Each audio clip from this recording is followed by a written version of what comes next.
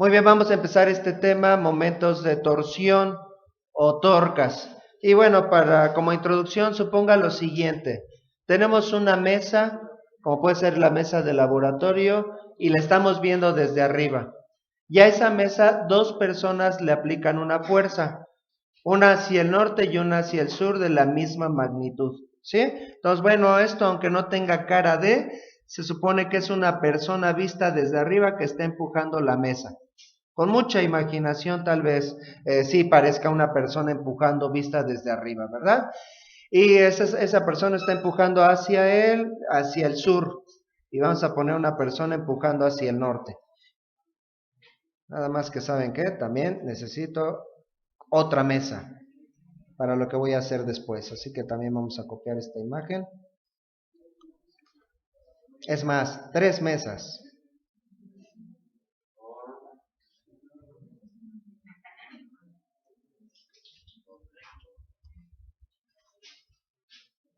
Tres casos diferentes. Entonces vamos a poner a otra persona que está empujando hacia el norte, con una fuerza de la misma magnitud que la persona que está empujando hacia el sur.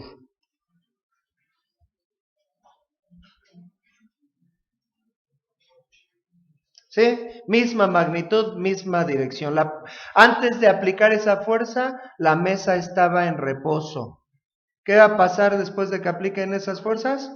Pues seguirá en reposo. ¿Por qué? Porque son de la misma magnitud y sentido contrario. Se cumplen las condiciones del equilibrio o de la estática, pues, pero una parte de la estática, una condición que, ¿cómo le llamamos? ¿Recuerdan el nombre? Condiciones del equilibrio traslacional. ¿Qué es eso? En otras palabras, ¿qué condición se cumple? Que la sumatoria de fuerzas es igual a 0. Por lo tanto, se cumple la condición que se conoce como equilibrio traslacional.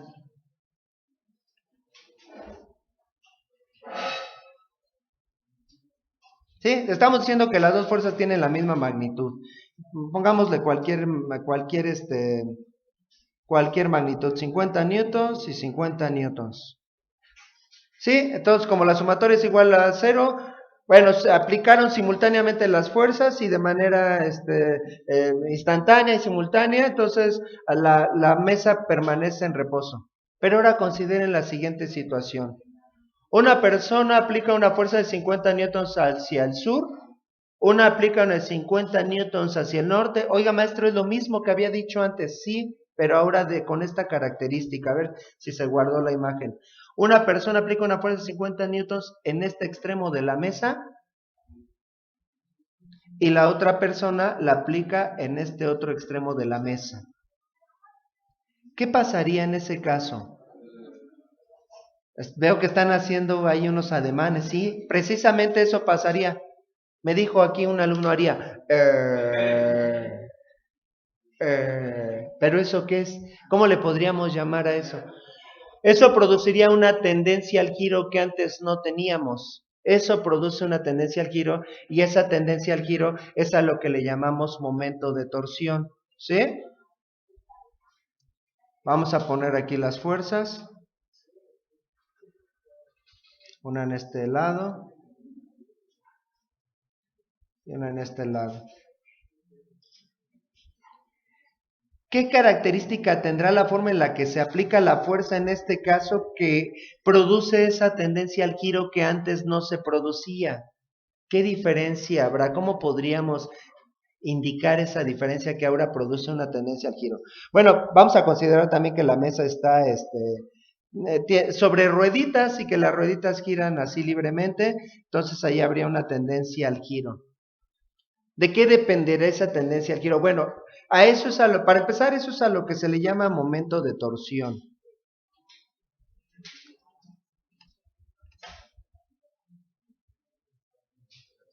También llamado torca o torque, que se representa con la letra griega tau. Ahorita la escribo. Tau, mayúscula.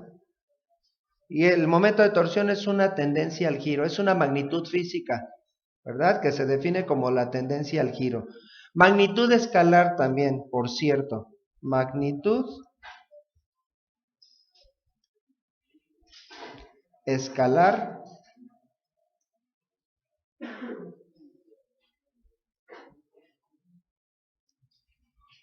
que corresponde a una tendencia al giro.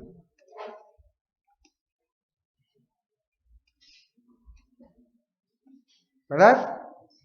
Esto quiere decir que es un valor numérico que puede ser mayor o menor. Es algo que se puede medir, pero ¿de qué dependerá esa tendencia al giro? ¿De qué dependerá? Bueno, tiene que ver con la forma en la que se aplican las fuerzas. Por cierto, ¿qué pasaría si pusiera más bien así la aplicación de las fuerzas?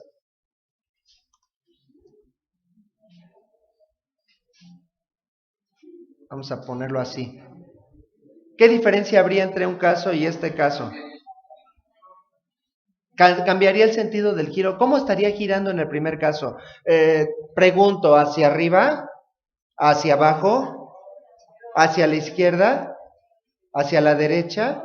Eso no es una manera, es una manera correcta, no es una manera correcta de definir el giro, porque hay puntos de la mesa que se van a estar moviendo en todas las direcciones. Unos se moverán arriba, otros hacia abajo. Por ejemplo, este punto de la mesa, ¿hacia dónde se estará moviendo? Hacia arriba tal vez, y hacia la izquierda tal vez, mientras que otro punto de la mesa puede estarse moviendo hacia abajo.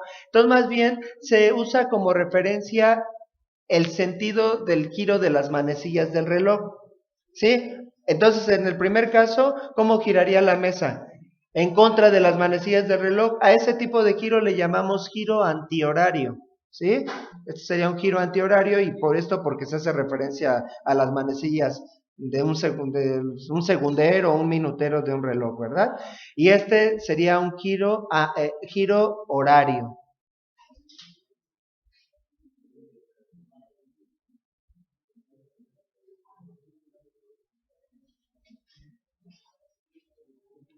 Giro horario.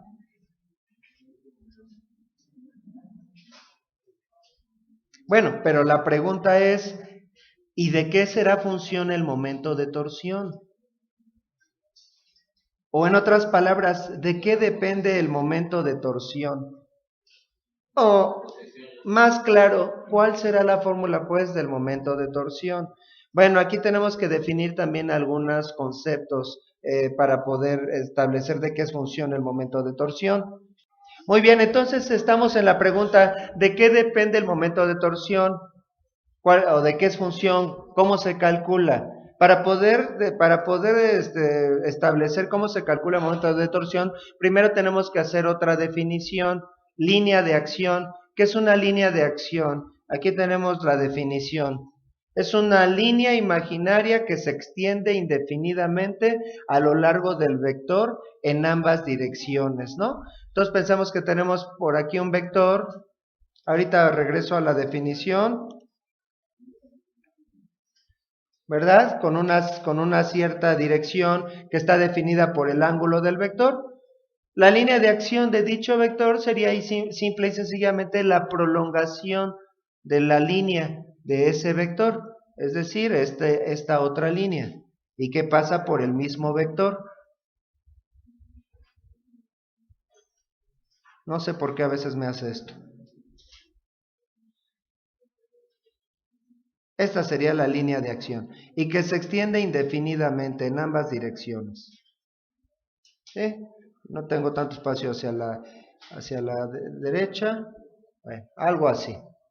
¿Sí? Entonces, ese concepto es lo que me va a poder, lo que me permite establecer por qué en el primer caso, en el ejemplo de la mesa, no había una tendencia al giro. Si yo dibujara la línea de acción de esas 6 fuerzas, ¿verdad? ¿Qué encontraría de diferente en el primer caso del segundo y tercer caso? Bueno, aquí tengo una línea vertical para indicar la línea de acción.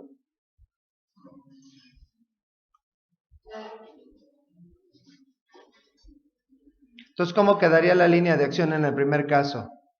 La línea de acción de un vector queda sobre la línea de acción del otro vector, ¿verdad? Mientras que en estos otros dos casos hay una cierta distancia entre ambas líneas de acción. Y esa distancia está relacionada con otro concepto, que después vamos a ver con más detalle, y que se llama brazo de palanca. Para que haya una tendencia al giro tiene que haber brazo de palanca que hay en el segundo y tercer caso, pero que no hay en el primer caso.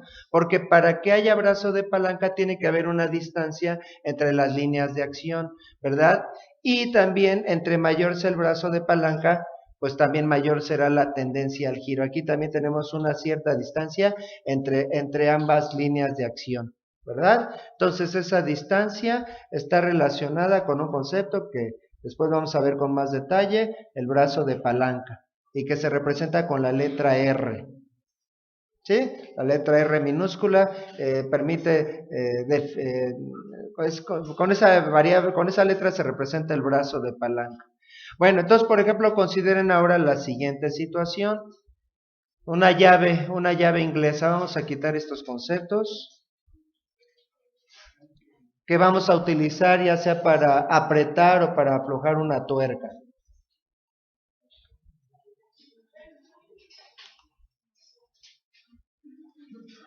Aquí está nuestra llave, vamos a dibujar por acá la tuerca.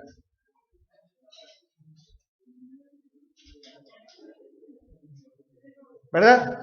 Entonces digamos que yo aplico una fuerza, vamos a decir, hacia abajo, en este punto de la llave.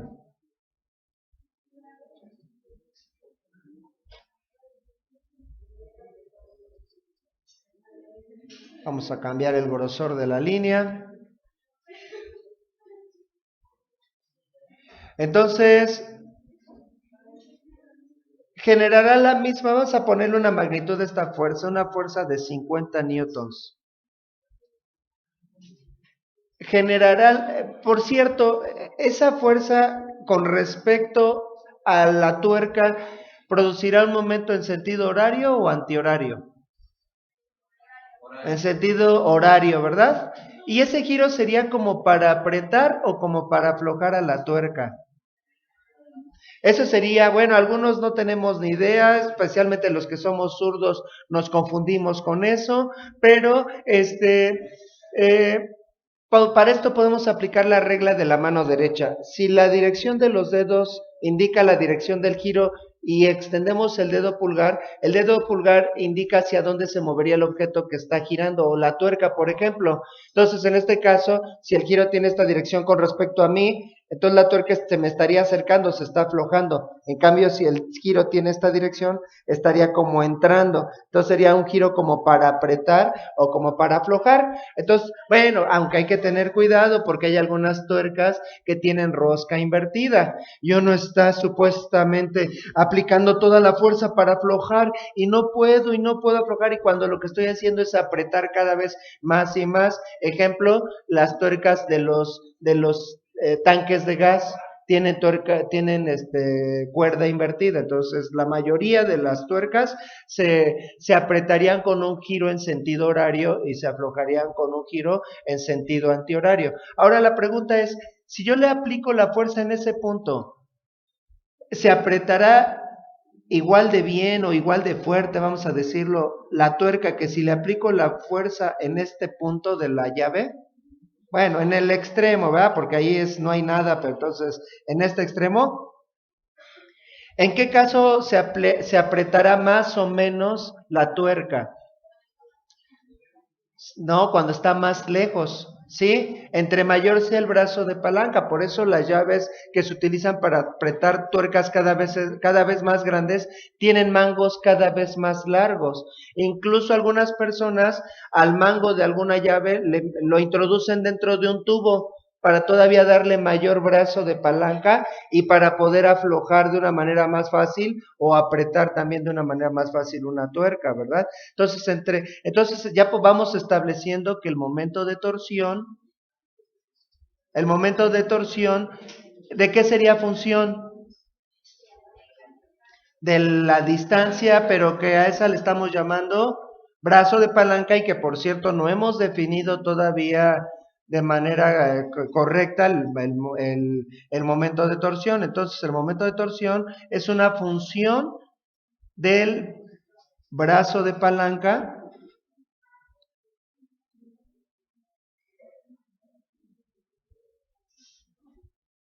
y de qué otra cosa será función y de la fuerza que apliquemos, ¿verdad? Pero ¿qué tipo de relación habrá de esas dos variables con el momento de torsión? O sea, si en este extremo aplico una fuerza de 100 newtons en ese mismo punto, pues voy a apretar más la tuerca.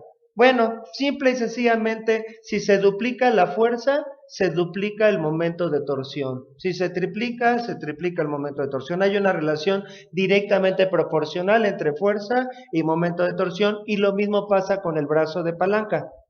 El doble de brazo de palanca produce un momento de torsión del doble, ¿verdad? Entonces, en este caso, bueno, para este caso, el brazo de palanca sí sería la distancia, pero no siempre es el caso, entre el punto de aplicación y el eje de rotación. Digamos que aquí entre el eje de rotación y el punto de aplicación tengo una distancia, vamos a decir, de 8 centímetros.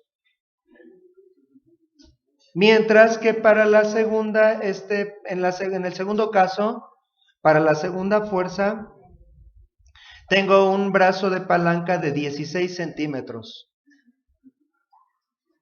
En ese caso, el momento de torsión sería del doble, porque se duplica el brazo de palanca. ¿Verdad? Entonces, el brazo, y lo mismo, entonces ambas variables son directamente proporcionales, por lo tanto, el momento de torsión se calcula simple y sencillamente como el producto de estas dos variables. ¿Verdad? Fuerza por brazo de palanca. ¿Qué unidades tendría el momento de torsión? Cualquier unidad de fuerza multiplicado por cualquier unidad de longitud, porque el brazo de palanca está en unidades de longitud, es momento de torsión. Y se utilizan como unidades de momento de torsión, newton metro, newton centímetro, libra pulgada, libra pie en el sistema inglés, ¿verdad? Cualquier combinación de esas unidades. Entonces, en ese caso, ¿cuánto valdría el momento de torsión? El momento de torsión sería, bueno, vamos a decir, esta es para el punto A, o de la fuerza aplicada en el punto A y de la fuerza aplicada en el punto B. En newtons centímetros, bueno, serían simple y sencillamente 50 newtons por 8 centímetros, 400 newtons centímetro. O si hubiera expresado la longitud en metros, serían 4 newtons metro, ¿verdad? Y en el de la fuerza que aplica el momento en el punto B serían 50 por 16. Y eso daría un momento de torsión del doble, 800 newtons centímetro, ¿verdad?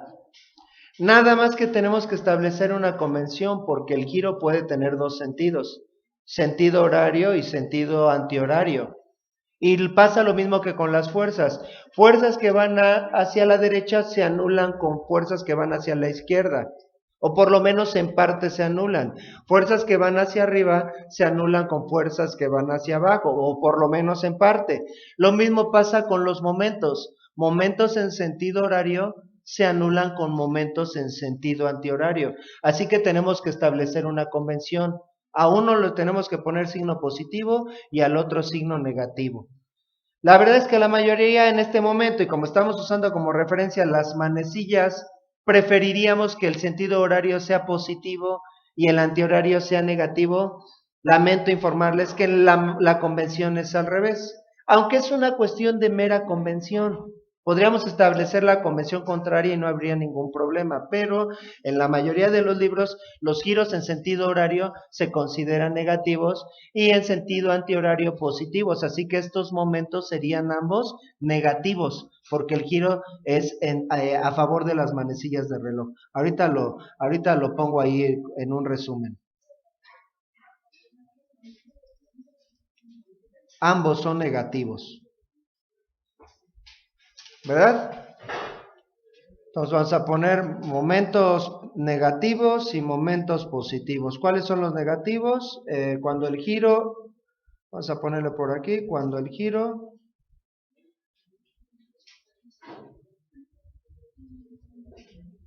es en sentido negativo, ¿qué quedamos? En sentido horario.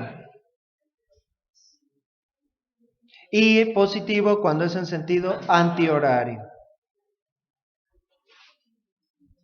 ¿Y qué quiere decir antihorario? En contra del giro de las manecillas del reloj. Esto debe ser por la forma en la que medimos los ángulos. Los ángulos, el ángulo polar, por ejemplo, del cual ya hablamos, es positivo cuando se mide en sentido antihorario. Y ya habíamos incluso utilizado esa expresión.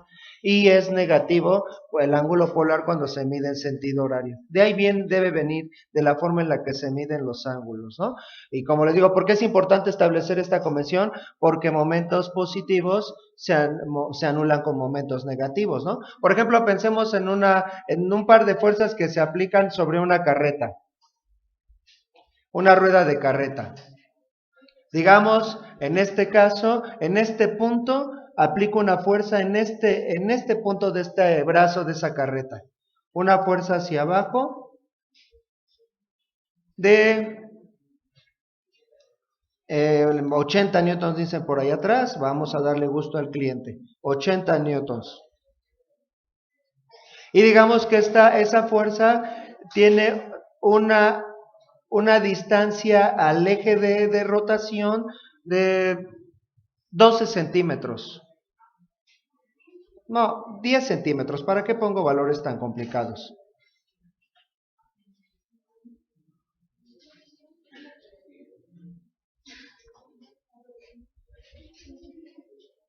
¿Sí?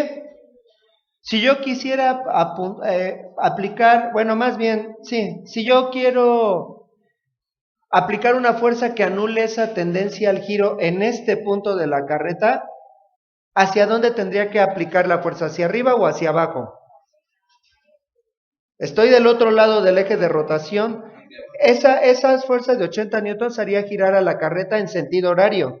Entonces del otro lado necesitaría una fuerza que produzca un giro en sentido antihorario, por lo menos, para que se anule, y también la fuerza tendría que ser hacia abajo.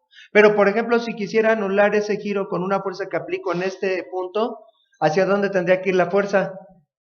Hacia arriba. Todos los momentos, una fuerza hacia abajo no necesariamente anula el giro con una fuerza hacia arriba, depende en dónde esté aplicada la fuerza. Entonces, si yo le aplico una fuerza en este punto, bueno, para empezar, también con una fuerza de 80 newtons se anularía el giro. No, porque tiene la misma magnitud, pero no tiene el mismo brazo de palanca. Digamos que aquí tengo un brazo de palanca de 20 centímetros casualmente, ¿no? Del doble. Como tengo el doble de brazo de palanca, ¿cómo tendría que ser la fuerza que aplico para que produzca la misma tendencia al giro? La mitad, aquí con una fuerza de 40 newtons produciría el mismo momento.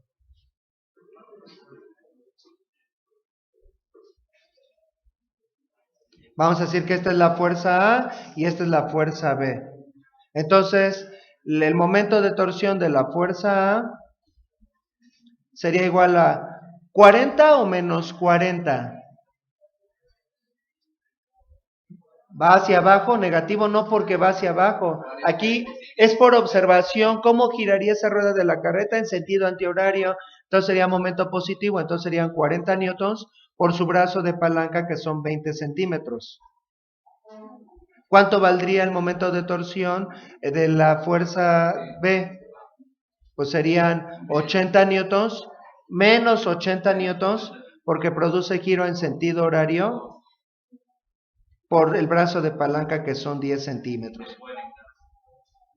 Y entonces el primer momento de torsión serían 800 newton centímetro y el segundo momento de torsión sería menos 800 newton centímetro.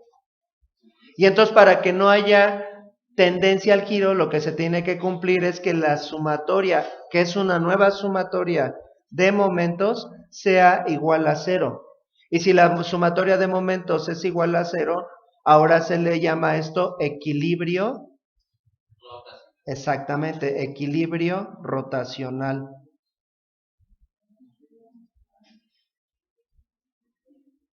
Entonces, para que haya un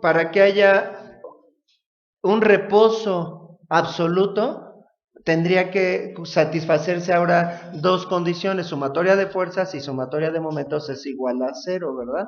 Entonces, bueno, por ejemplo, en este punto, bueno, si yo quisiera poner una fuerza en este punto, también valdría 40 newtons, pero hacia arriba, para que produzca el mismo momento. Entonces, y por cierto, ¿dónde está el equilibrio de fuerzas? Digamos que esa carreta no gira, está suspendida, está levantada la carreta y está girando libremente la rueda, pero entonces, ¿dónde está la fuerza que produce el equilibrio? Si tengo dos fuerzas, una de 40 newtons y una de 80 newtons, hacia abajo las dos, eso quiere decir que para que haya equilibrio de fuerzas, tiene que haber una fuerza de 120 newtons hacia arriba. ¿Dónde estará esa fuerza de 120 newtons? Solo hay un punto de donde se sostiene la rueda de la carreta. ¿Cuál es ese punto? El eje de la carreta. Y ahí tendría que haber una fuerza hacia arriba. Oiga, maestro, pero esa fuerza, bueno, y esa fuerza sería de 120 newtons. ¿Esa fuerza, maestro, no produce tendencia al giro? No, porque no tiene brazo de palanca. ¿Qué distancia hay de la línea de acción de esa fuerza al eje de rotación? 0. No hay brazo de palanca, no produce momento de rotación, ¿verdad? Entonces, esta es otra condición, y el concepto de momento de torsión o torcas. Pero hasta ahorita, en todos los ejemplos que he puesto, el brazo de palanca se ha reducido a la distancia entre el punto de aplicación de la fuerza y el eje de rotación. Y el eje de rotación. Por cierto, también para hacer el momento de torsión se pueden escoger diferentes puntos. ¿Qué estoy utilizando como eje de rotación? El punto que queda fijo, ¿no? Todos los puntos están girando con respecto a un punto fijo, que se llama eje de rotación. Sin embargo, yo puedo hacer el momento de torsión con respecto a cualquier otro punto. Nada más que se suele utilizar como eje de rotación el punto que queda fijo, pero no tiene por qué ser ese punto siempre, ¿verdad? Ya después lo vamos a ir aclarando a medida que hagamos más ejercicios. Entonces, en todos los ejemplos que he puesto, el brazo de palanca ha sido la distancia entre el punto de aplicación de la fuerza y el eje de rotación. No siempre es así. En este caso es así porque la fuerza es perpendicular al brazo de palanca. ¿Qué tal si hubiera aplicado la fuerza de 40 newtons, pero en esta dirección? En ese caso, el brazo de palanca ya no serían 20 centímetros. ¿Cuál sería en ese caso el brazo de palanca? Bueno, ese es el siguiente concepto. Ahora tenemos que definir propiamente el concepto de brazo de palanca. Muy bien, entonces ahora vamos a entender bien el concepto de brazo de palanca, ¿verdad? La definición del brazo de palanca es la distancia perpendicular,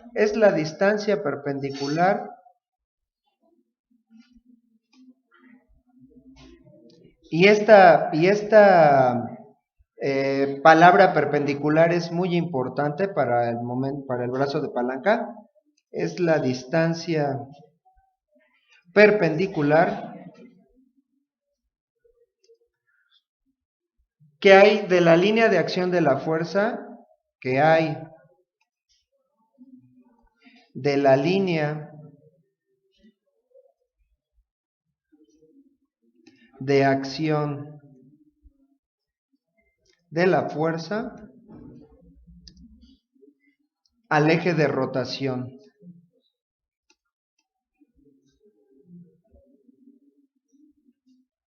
¿Sí? Ese es el concepto. Entonces, por ejemplo, si tengo esa llave inglesa a la que le aplico una fuerza en esta dirección,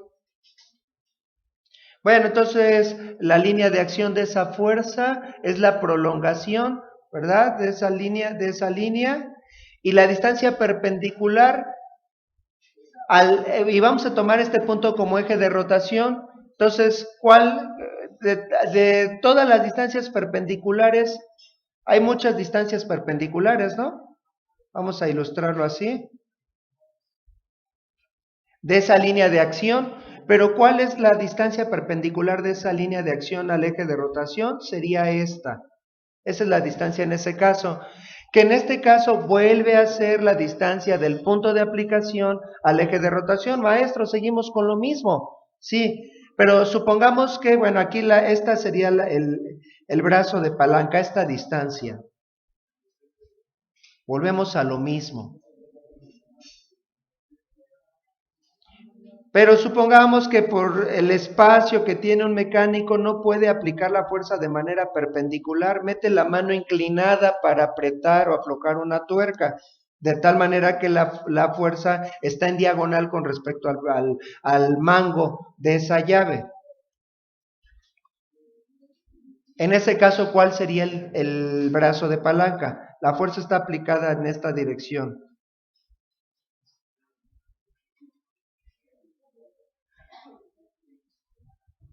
Entonces, bueno, primero tengo que dibujar mi línea de acción, que es la prolongación de esa línea.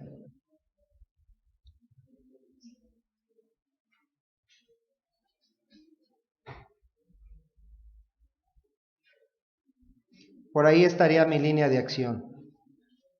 Vamos a ponerla más delgada para que ya no la tengan que recortar. Entonces, bueno, por aquí ponemos la línea de acción. Bueno, también la voy a copiar para poner una línea perpendicular.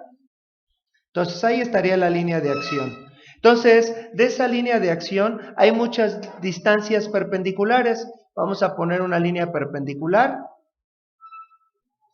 Entonces, la distancia perpendicular, dice la definición, es la distancia perpendicular, y esta es una distancia perpendicular, esta es otra distancia perpendicular, pero de la línea de acción al eje de rotación. De todas esas distancias, esta sería el brazo de palanca, ¿verdad?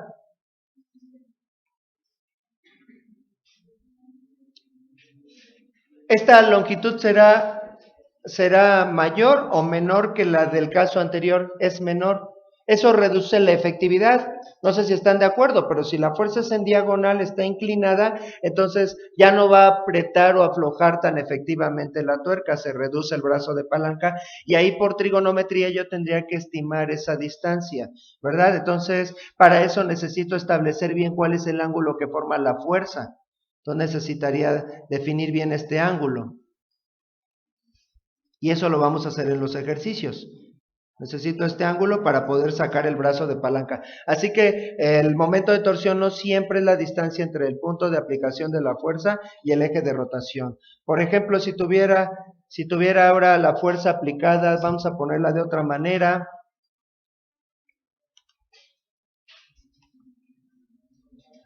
Digamos que ahora la fuerza está aplicada en esta dirección. ¿Cuál sería el brazo de palanca? Nuevamente vamos a establecer que aquí está mi eje de rotación, ahí está el centro de la tuerca. Entonces es como lo que aprendimos en la clase de geometría analítica, la distancia más corta entre un punto y una recta. Sí, de esta recta a ese punto hay un infinito de distancias, pero ¿qué característica tendría la distancia más corta? Que va a ser una línea que va del punto a esta recta, pero que la corta de manera perpendicular. Ese es el brazo de palanca, ¿verdad? Entonces, bueno, aquí tengo una distancia, acá tengo otra distancia, pero la distancia perpendicular pues sería aproximadamente esta. Ese sería el brazo de palanca en el caso de esa fuerza. ¿Verdad? Un último ejemplo. Digamos que tenemos una fuerza en esta dirección.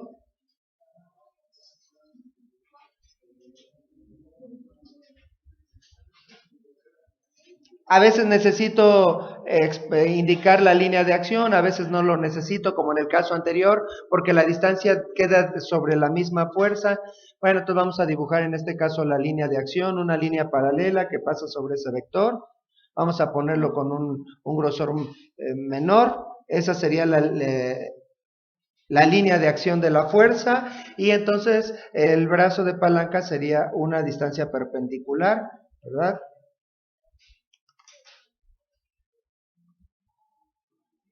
De esa línea, pero que pase por el eje de rotación. Entonces vamos a decir que esa línea apunta hacia el eje de rotación está por acá. Sí, la verdad es que también esto a lo mejor algunos de ustedes pues los tiene un poco confundidos y no hay de otra más que resolver ejercicios en donde se tenga que calcular el brazo de palanca. A veces eso es lo más complicado de los momentos de torsión, saber bien cuál es el valor del brazo de palanca, ¿verdad? Ese es el concepto de brazo de palanca, y ahora sí lo que sigue es hacer ejercicios de momentos de torsión, ya después de haber visto todos los conceptos relacionados.